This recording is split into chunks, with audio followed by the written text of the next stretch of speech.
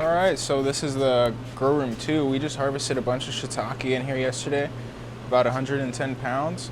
So we're gonna go ahead and clean up the grow room. Usually after harvest, you're gonna get some mess, a little bit of just mess from harvesting in your grow room. So we're gonna clean up any debris that's spilled onto the ground, remove any water, wipe down the shelves, and get it ready to be restocked with more shiitake. So I'm gonna turn down the humidification first. Just gonna turn off the humidity controller. That'll keep my humidity down. And yeah, so basically behind each grow room I have different controls. So depending on the grow room, I can kind of set the humidity to the optimum condition for the strain or species that's in there. And we just have a little humidity controller that's hooked up to a sensor. And then those are hooked up to these transducers, which are connected to these transformers down here, and I keep a computer fan blowing on them to keep them cool. And also we have water that goes into our humidification system, so these are automatically refilled whenever they're needed. So that keeps it basically optimum for me to manage. I mean, there was a time where I was manually filling up the humidification reservoirs daily. And if you know, there's also a time where I didn't get to it in time, and you know, you can break your equipment, and that's what happened. So it's really nice having everything automated. We also have just our air system, so we have air coming into each grow room.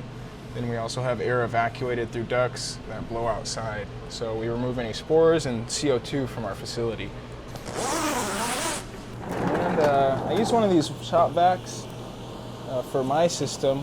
Since I'm just using a rented space, I rent these warehouses, and I thought about building some grow rooms that have drains in the floor, so we'd have to install like drains into the ground. And so for right now, these are really nice for me because I could just break them down and move with them if I have to, and I don't have to do any damage to the space that I'm renting. So I think utilizing these tents is a great option. Can also grow tons of mushrooms in them. So I'm going to go through and kind of pick up any of the larger pieces first before I do run the shop vac. So we have like just some mushroom pieces in here and stuff that's fallen on the ground.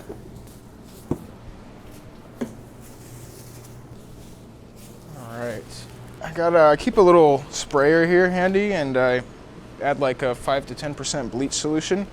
And you can use this to clean and disinfect your grow room, really anything for that matter. So I'll just do a pre-soak. And you want to do this between every, I do it between every harvest. If you don't do this between each harvest, or if you don't regularly clean your grow room, then you're going to experience some contamination in your grow room where you see mold growing on your racks. It's also a optimum environment for our mushrooms to grow, but it can be an optimum environment for all kinds of contaminants to also develop. So we don't want anything, grow rooms are destined to contaminate, so these aren't completely sterile rooms, but you want to just maintain a cleanliness in them. In a sense, you should always look at the grow room as it is contaminated, and it's just something that you're always going to be cleaning. I'll go ahead and run this guy for a minute.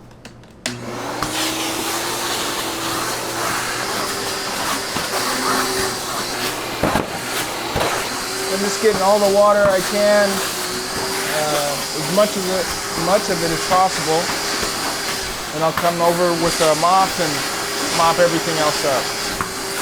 Usually this will be like a 20-minute routine, 20 to 30 minutes of just doing a routine clean of your grow room.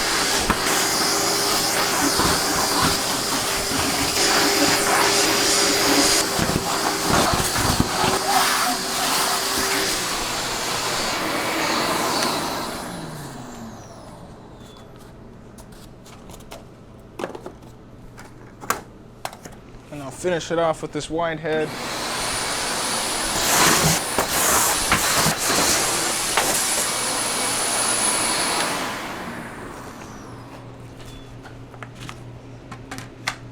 So this grow room's been vacuumed.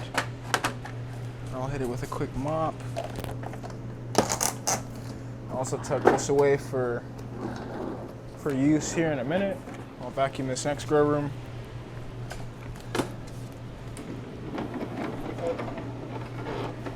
Actually do that last. All right, so now I'm just gonna take some bleach solution and some rags and just do a nice wipe down of the racks and humidification reservoir, as well as like the fan and stuff.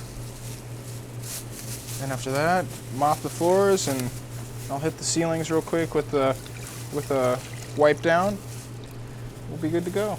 So these microfiber cloths work really well for wiping down racks and stuff like that. I found that the fibers don't get stuck on the rack. Just makes for an easy wipe. Yeah, just get in those little crevices, and it's really easy. Just as long as you stay on top of it, that rack's good to go. Yeah, so this is a job that a lot of people don't think about when when they want to get into growing mushrooms. A lot of it is cleaning. You got to keep clean all the time, and it's a lot of cleaning. So it's something that you got to get familiar with, just being able to make yourself enjoy. But it should be enjoyable, keeping everything clean so your mushrooms can develop optimally and without any contamination, and you want to feel good about eating it. So maintenance and cleanliness is key to just having a nice operation and consistent results. But if you don't like cleaning, then it could be a wake-up call for you. Or if you don't like cleaning, you're not gonna like growing mushrooms. So yeah, I like to do a light clean of the grow rooms almost every day, but these kind of more of a deeper clean where we actually wipe down each rack really good. We do that about once every week with between harvests, but we do clean the grow rooms every day with a vacuum and a light mop, just to keep them nice and fresh. This is a bleach solution, so 10% bleach, and that does the trick right there. Some people can use soap, whatever you prefer, but I find bleach is pretty effective. This side's done. Getting every little crevice on these racks, top, sides. It's important that you have kind of like a wire rack for your growing room. Some people do like plastic racks. Like if you have flat or porous surfaces, it could be even more an invitation to contamination and stuff like that to develop on your shelves. So I like these wire rack shelves. Some people do conduit shelving where you just have a couple bars. Those are easy for cleaning. So if you have flat shelves, then it could be harder for shiitake and stuff like that to grow, and just more of a mess, I think. Especially for colonization, you want to have open wire rack shelving because the mushroom blocks do produce heat, so you want the heat to be able to escape.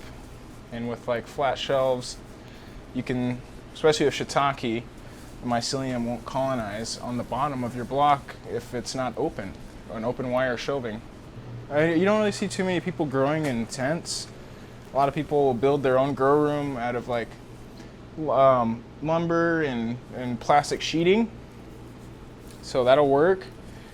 I just chose to use the tents because I can just break them down really easy when it's time to go somewhere if I need to move, because I've had to move in the past. So it's really nice being able to break down your grow room in 30 minutes, pack it up, and take it with you. So I actually like growing the tents until I get to a point where I can really settle in somewhere and just build something custom. That way I can have drains in my floor and stuff like that. One of the things I was thinking about would be an old refrigerator or old walk-in cooler that can be converted into a grow room, stuff like that. The lighting I use is just some LED strip lights. They're waterproof, so they're encased in a tubing.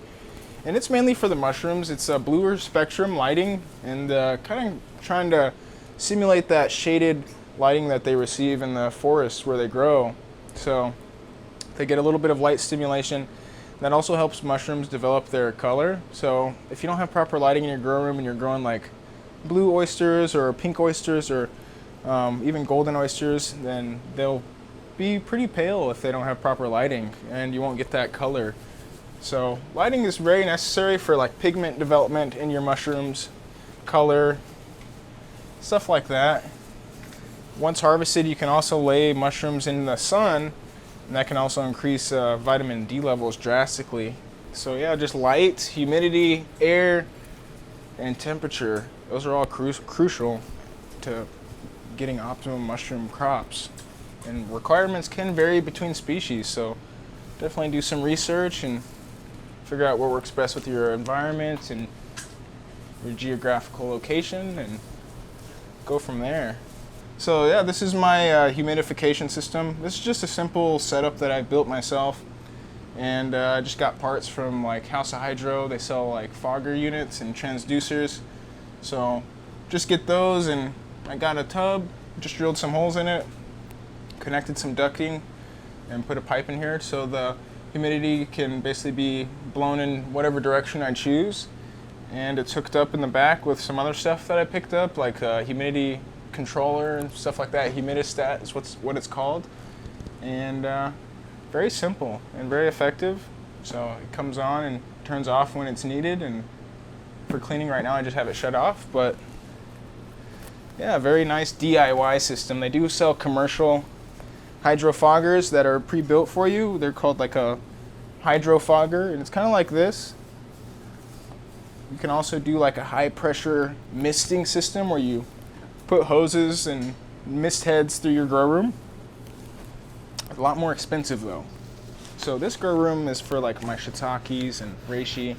I have a really low powered exhaust fan compared to my other grow rooms where it's a much higher power exhaust, and it exchanges air a lot more frequently. Just want to wipe this thing down as much as possible, and then occasionally take it apart and like run a hose through it so you can clean off the spores. Spores collect drastically in a grow room, especially during like maturity, once mushrooms reach full maturity. So every 6 months or so you'll probably have to replace exhaust fans or do some deep cleaning. A lot of mine have luckily lasted about 8 months to a year before they either go out, the motor dies because so much spores collect in them that it just kills the motor.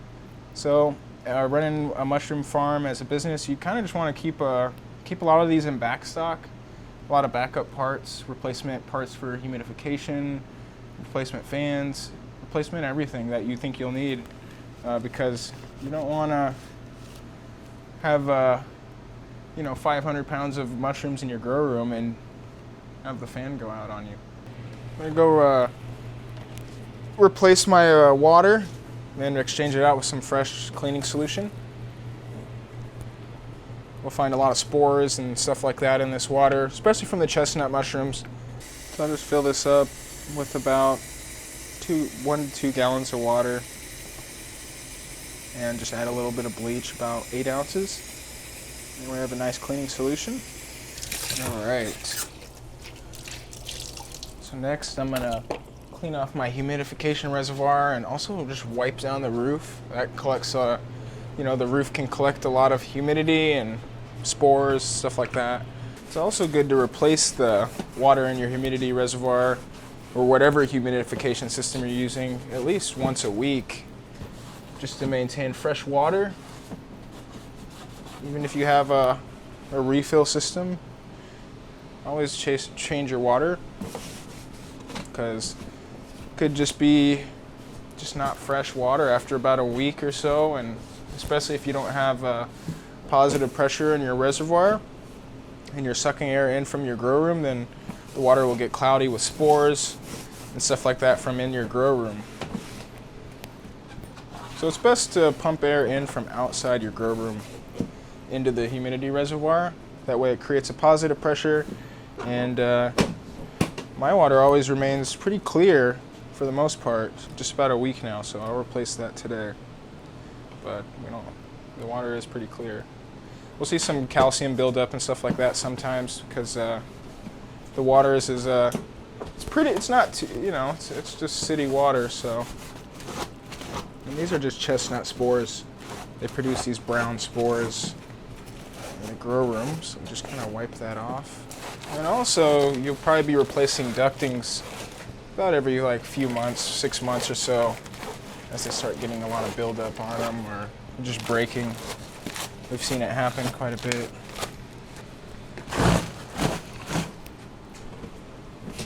That's good for now. Now it's time to wipe down the roof. I just use one of these little, basically like little floor mops. It's really nice for cleaning up the roof, making it easy for me. You could just find these at like a grocery store or something. And the little mop head comes right off, and you can clean it as needed. So I'll just use this to get the harder to reach spaces. It makes it really easy for me to just clean every crevice of my grow room.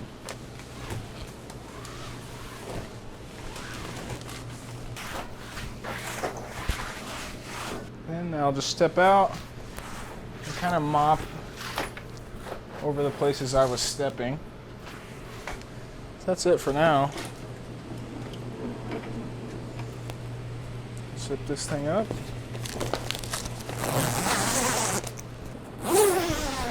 Turn my exhaust fan back on.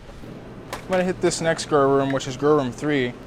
I'll vacuum this one out next, and it actually was already deep cleaned the other day, so I'll turn the humidity down.